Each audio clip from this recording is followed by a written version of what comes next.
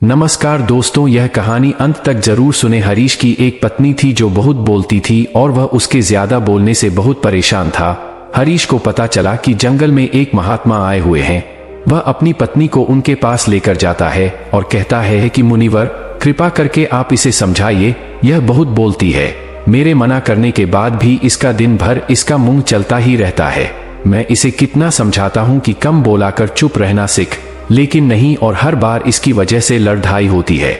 महात्मा मुस्कुराए और बोले, मैं तुम्हें इस बात को एक कहानी की मदद से समझाता हूँ। मेरा गुरु का एक शिष्य था जो बहुत बोलता था। वह हर समय इधर उधर की बातें करता था और कभी शांत नहीं रहता था। जब वह दान लेने के लिए जाता तो हर घर से एक नई कहानी लेके आता और आश्रम के दूसरे शिष्यों को सुनाता, और एक शिष्य की दूसरे से बुराई करता, चुगली करता और दूसरों के सामने अच्छा बनने का प्रयास करता और खुद के मुंह से ही खुद की तारीफ करता रहता और हमेशा खुद को गुरु के सामने सबसे बुद्धिमान और उत्तम साबित करने का प्रयास करता।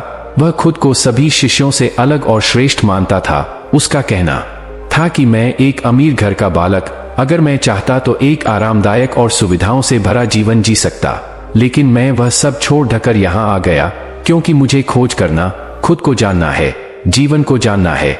एक दिन गुरु ने आश्रम के सभी शिष्यों को बुलाकर कहा, आप सभी को अगले 1 महीने के लिए कोई ना कोई संकल्प लेना होगा। इससे आपकी संकल्प शक्ति मजबूत होगी और आप में आत्मशक्ति का संचार होगा। आप सभी अपने सामर्थ्य के अनुसार कोई भी संकल्प ले सकते हैं, और यदि 1 महीने से पूर्व आप में से जिसका भी संकल्प टूट जाएगा तो वह अपनी पुरानी दिनचर्या में वापस आ सकता है। सभी शिष्यों ने अपनी शक्ति के अनुसार संकल्प लिए और गुरु को अपने अपने संकल्प के बारे में बताकर वहां से चले गए। लेकिन वह शिष्य जो खुद को सबसे अलग दिखाना चाहता था, वह सीधे गुरु की कुटिया में पहुंच गया और बोला, मैं कोई छोटा मोटा संकल्प नहीं लेना चाहता, बल्कि खुद की ही जैसे एक और महान संकल्प लेना चाहता हूँ। कृपया आप ही बताएं मुझे क्या संकल्प लेना चाहिए। उसकी यह बात सुनकर गुरु मुस्कुराए बोले, क्या तुम मेरे द्वारा दिए गए संकल्प को पूरा कर पाओगे? क्या तुम्हारे लिए उसे पूरा करना संभव होगा?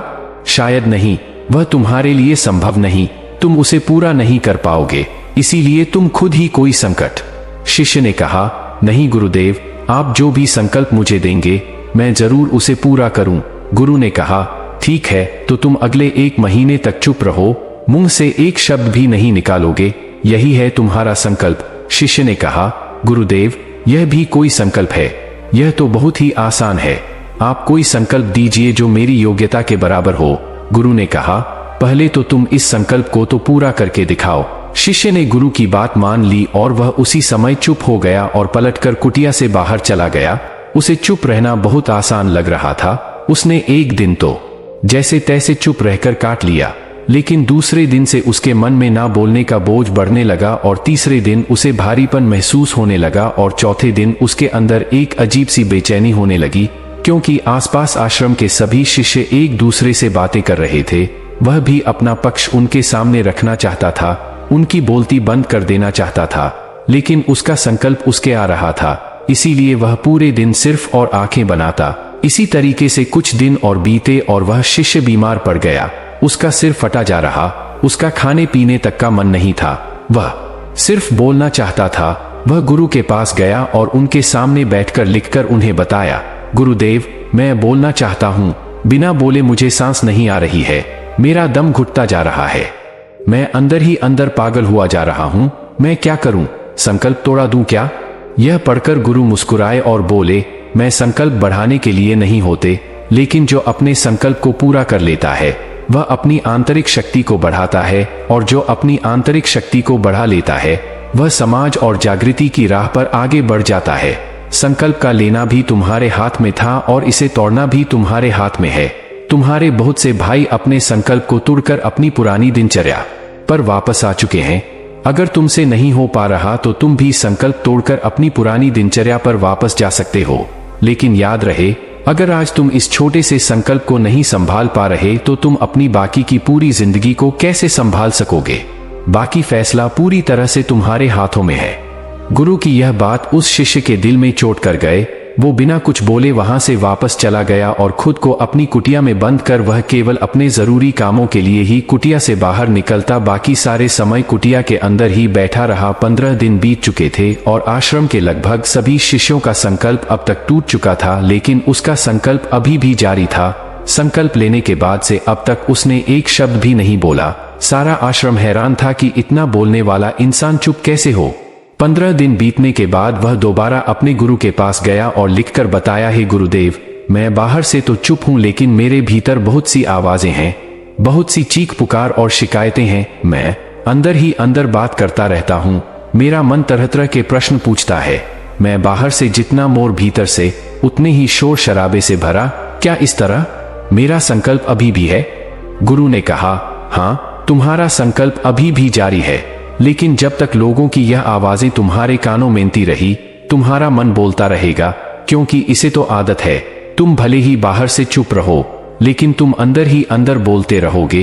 तुम्हें इन बातों से, इन आवाजों से दूर जाना चाहिए। शिष्य गुरु को प्रणाम कर वहां से चला जाता है और सुबह होते ही अपनी कुटिया जंगल की तरफ चला जाता है। कई दिन बीत जाते, संकल्प का समय भी पूरा हो जाता है, लेकिन शिष्य लौटकर नहीं आया।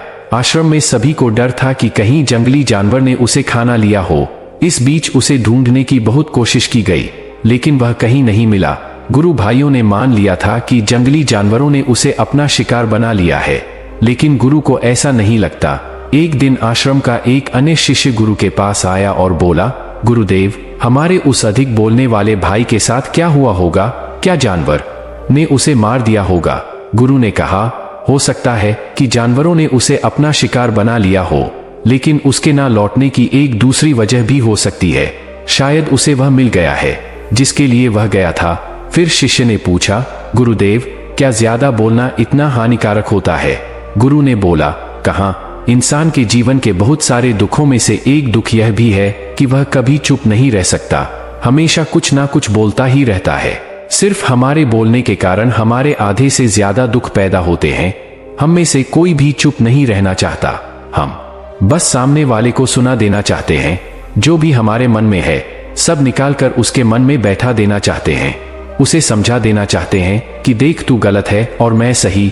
इस तरीके से सुनने और सुनाने का यह काम जिंदगी भर चलता रहता है, लेकिन इस नासमझी में हम अपना समय, अपना जीवन, अपनी समझ और सबसे महत्वपूर्ण अवकीमती पल जो जिए जा सकते हैं, जिनको अनुभव किया जा सकता है, जिनमें आनंद को प्राप्त किया जा सकता है, यह सब खो देते हैं। लेकिन इसके बदले हमें मिलता क्या है? कुछ नहीं, सब व्यर्थ और बर्बाद हो जाता है। शिष्य ने पूछा, तो फिर इसका समाधान क्या है? गुरु ने कहा, पूरी जागरूकता के साथ अपने विचारों को देखना, यही एकमात्र तरीका है। सारी मानसिक समस्याओं का वर्तमान में रहकर चिंतन करना, पूरी जागरूकता के साथ अपना काम करना जिंदगी में चमत्कारिक बदलाव ला देता है। उसके बाद वह शिष्य गुरु से अपने प्रश्नों का उत्तर पाकर उनको प्रणाम करके वहां से चला गया। उस शिष्य को आश्रम छोड़ ढकर गए 3 महीने का समय बीत चुका था, लेकिन उसकी कोई खबर नहीं। अब तक तो सभी गुरु भाइयों ने भी उसके वापस लौटने की उम्मीद छोड़ी, लेकिन एक दिन वह आश्रम लौट आता है। लेकिन अब वह नहीं था जो यहां से गया था, वह कुछ और ही बनकर वापस आया था। उसके अंदर एक गजब का बदलाव महसूस किया जा सकता था। उसके चेहरे पर एक गजब का ठहराव और आंखों में बड़ी शांति थी। आश्रम में आते ही सभी गुरु भाइयों ने उसे चारों तरफ से घेर लिया और बातें करने लग गए। वह भी अपने गुरु भाइयों से बातें करने लगा। उससे बात करने वाले सभी ने यह अनुभव किया कि अब वह पहले जैसा उतावला और बातूनी नहीं रह गया था। उसके मुंह से एक एक शब्द बहुत ही सुलझे हुए, उसके मुंह से एक एक शब्द बहुत ही सुलझे हुए और मधुरता के साथ निकल रहे थे। थोड़ी देर तक गुरु भाइयों से बात करने के बाद वह सीधा गुरु की तरफ चला गया। उसने गुरु के चरण छुए और कहा, गुरुदेव, क्या मैं अब भी मौन हूँ? क्या अब भी मेरा संकल्प जारी है? गुरु ने कुछ देर तक शिष्य की आंखों में बड़े ध्यान से देखा और कहा, हाँ, तुम अब भी मौन हो।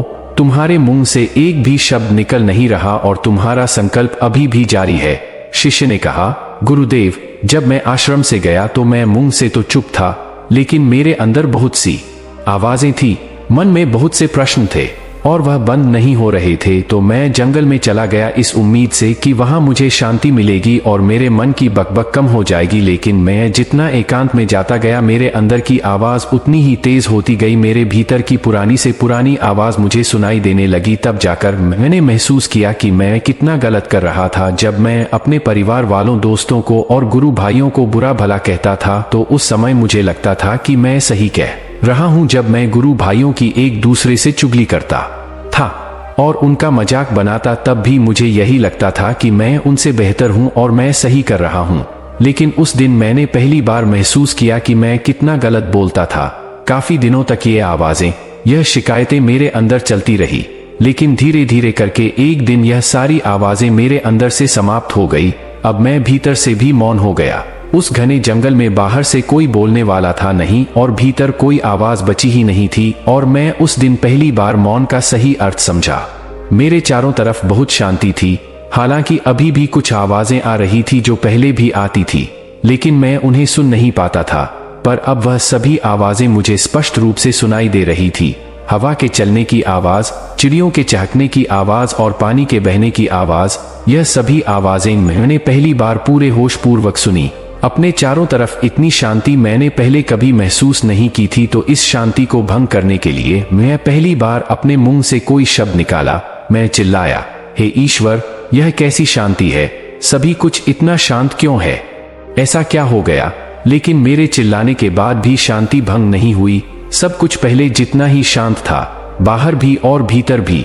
हे गुरुदेव, मैंने अपने गुरु भाइयों से बात की, मैंने आपसे बात की। मैं बोल रहा हूँ, मैं चल रहा हूँ, मैं सब कुछ देख रहा हूँ, लेकिन मैं अपने भीतर एकदम एकांत में हूँ, मौन में हूँ। भीड़ में होता हूँ तब भीतर से अकेला एकांत में होता हूँ। जब मैं खुद में भी शोर करना चाहता हूँ तब भी एकांत में ही होता हूँ। अब सब दिखाई पड़ने लगा है, सब सुनाई पड़ने लगा है। गुरु ने कहा, जब तक हम बाहर की तरफ बोलते रहेंगे, भीतर अशांति ही रहेगी। लेकिन जिस दिन हम भीतर की तरफ मुड़ जाएंगे, तब हमारे मुंह से कुछ भी निकलेगा, हम शांत ही रहेंगे। दुनिया में जितनी भी बुराइयां हैं, ज्यादातर हमारे बोलने से ही उत्पन्न होती है, क्योंकि हम चुप रहना नहीं चाहते। हम जितनी जरूरत है उससे कहीं ज्यादा बोलते हैं। हम सामने वाले को सुनना नहीं चाहते, बल्कि उसकी बोलती बंद कर देना चाहते हैं। उसे समझा देना चाहते हैं कि मैं कौन हूं, मैं क्या कर सकता हूं, और यही हमारी जिंदगी का मकसद बनकर रह जाता है। हमारी सारी ऊर्जा व्यर्थ के बोलने में बर्बाद होती रहती है। ऐसे ही समाज में लोगों का जीवन दुखों से भर जाता है, जो हमेशा एक दूसरे को सुनाने में लगे रहते हैं, कभी एक दूसरे को सुनना नहीं चाहते, समझना नहीं चाहते, और चुप रहना तो उन्होंने कभी सीखा ही नहीं, क्योंकि चुप रहना उन्हें छोटा महसूस करवाता है। दुनिया की सभी लड़ाइयों का कारण हमारा बोलना ही है। इसीलिए हमें सिर्फ उतना ही बोलना चाहिए जितना जरूरी हो, क्योंकि व्यर्थ का बोलना ऊर्जा को नष्ट करना है, और यह बोलना ही हमें कभी अपने भीतर की ओर लौटने नहीं देता, क्योंकि यह हमें बाहर की ओर खींच कर रखता है, और बाहर है ही क्या इस संसार के अलावा। लेकिन अगर अपने भीतर संसार की ओर मोड़ना है तो इस मुंह को बंद ही रखना चाहिए। इसीलिए जितने भी बुद्ध हुए, आत्मज्ञानी हुए, वह सभी एकांत की ओर भागे, ताकि उन्हें ज्यादा ना बोलना पड़े, ज्यादा सुनना ना पड़े। वह एकांत में रहे और शांत रहे, इसीलिए आसानी से भीतर की यात्रा कर पाए। लेकिन अगर कोई चाहे तो इस संसार में रहकर भी एकांत में रह सकता है, शांत रह सकता है, लेकिन इसके लिए उन्हें अपनी ऊर्जा बचानी होगी, जिसे वह अब तक अपने व्यर्थ के शब्दों में बर्बाद कर रहे थे। दोस्तों, इस कहानी की सीख यही है कि व्यर्थ का बोलना ऊर्जा को नष्ट करना है।